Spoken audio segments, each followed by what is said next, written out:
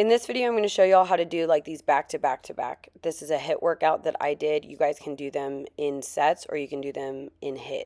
So if you look at your programming, both are explained.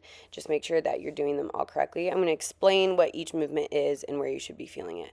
So this first one is a narrow iso row. Okay, so you're going to be bent over like you would in a gorilla row, but you're pulling straight up and in. So your palm is going to be facing in towards your leg. You're going to be bent over at a 45-degree angle with that upper body, but also engaging your core. And you're going to be in the position like you would a gorilla row, okay? So pulling straight up. Next, you're going to do C rolls. You can do pulsing C rolls. Just make sure that you're rounding out your back and still using that kettlebell correctly, or you can roll all the way up, all the way down. So what we want to do here is we want to keep our knees slightly bent. We want to try to hit every vertebrae all the way down and all the way up.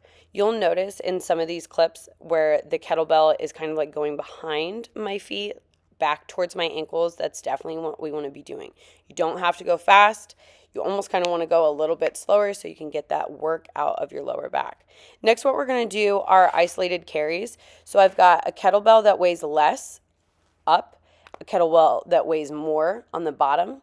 You're going to do 20 steps, and then when you get to the end, you're going to pull up and in. You're going to isolate and just do a leg lift. Notice how I'm not pulling it all the way up to my chest.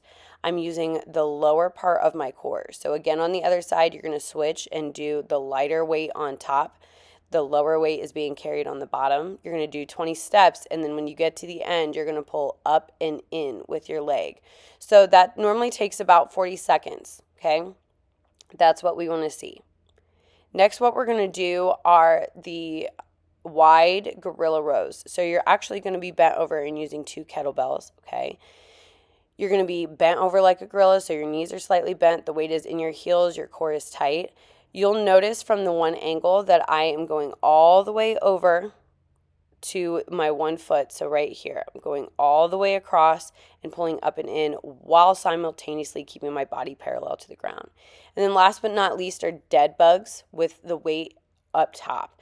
So you'll notice here my legs are kind of like going out and back in like a bicycle motion. We want to keep our lower back flat on the ground. We want to extend one leg in, pull it back in. Again, this is for your lower core, that deep pelvic core. So if you struggle with lower body fat on your belly, this is going to help